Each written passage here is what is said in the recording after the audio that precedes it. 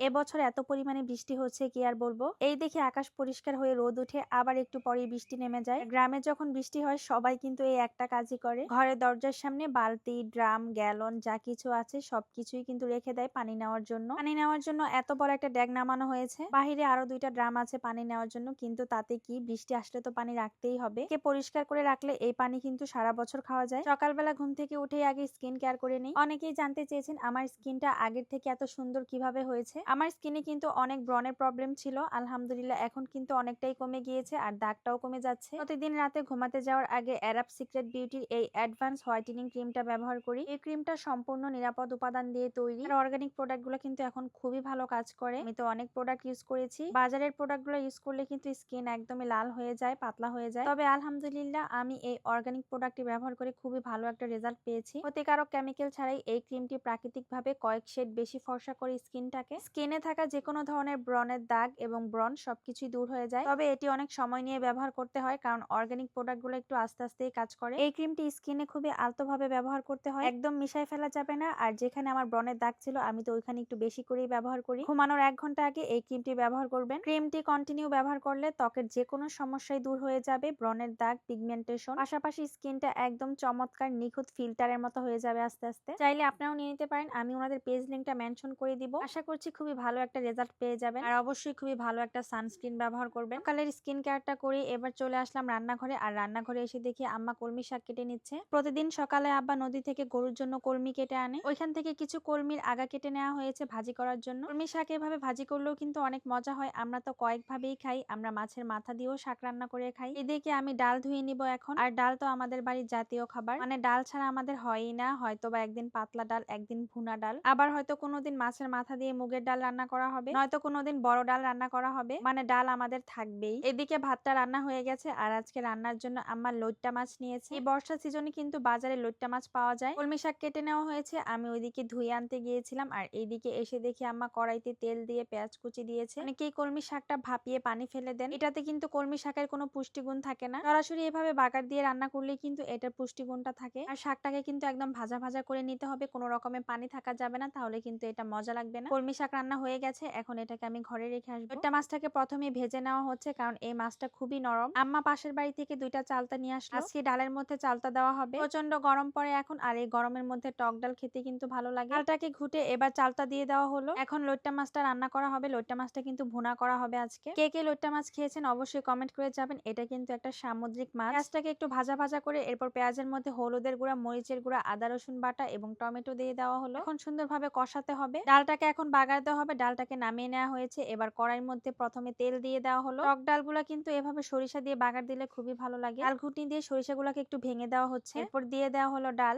এই তো ডাল রান্না হয়ে গেল, এখন এটাকে নামিয়ে নিবে। অলক চলে আসলে এখন লইট্টা মাছটা দিয়ে দেওয়া হবে। আর লইট্টা মাছ কিন্তু কোনোভাবেই বেশি নাড়াচাড়া করা যাবে না, কারণ এই মাছটা খুবই নরম থাকে, একদম ভেঙে যাবে। কয়েকটা কাঁচামরিচ দিয়ে দেওয়া হলো, কারণ পেঁয়াজের তরকারি একটু মিষ্টি লাগে। ডালের ফাইনাল লুক এটা। কে এইভাবে সরিষা দিয়ে ডাল খেয়েছেন কমেন্ট করবেন। তরকারিটা নামানোর আগে এখন ধনিয়া পাতা দিয়ে দেওয়া হবে। এইভাবে লইট্টা মাছ ভুনা করলে যে কি যে মজা লাগে। বাজারে এখন লইট্টা মাছ অ্যাভেলেবেল পাওয়া যায়, কারণ এই বর্ষা সিজনে লইট্টা মাছ কিন্তু শুটকি দেওয়া যায় না, আর এটার দামও থাকে খুবই কম। এই তো লইট্টা মাছের ভুনাটা এখন নামিয়ে নেওয়া হবে। মাশাআল্লাহ, তরকারির কালারটা দেখুন কতটা সুন্দর হয়েছে। এই মাছটা এমনিতেও মজা, তবে ধনিয়া পাতা আর টমেটো দেওয়ার কারণে এটার স্বাদটা আরো বেড়ে গেছে। আজকে আম্মাকে বলেছিলাম একটু কাঁঠাল বিচির ভর্তা বানাতে, কারণ সকালবেলা আমার জানি কেন ভর্তা খেতে ইচ্ছে করে। মরিচ, পেঁয়াজ, ধনিয়া পাতা সবকিছু একসাথে বেটে তারপর কাঁঠাল বিচি দেওয়া হবে। কাঁঠালের বিচি ভর্তা কিন্তু এভাবে ভেজেই মজা লাগে, সিদ্ধ ভর্তা একদমই মজা লাগে না। এগুলাই ছিল আজকে আমাদের রান্না বান্না। আর পাটায় বাটা ভর্তার স্বাদই কিন্তু অন্যরকম হয়। আর এই তো ভর্তার ফাইনাল লুক। আজকের ভিডিওটা এই পর্যন্তই। আল্লাহ হাফেজ।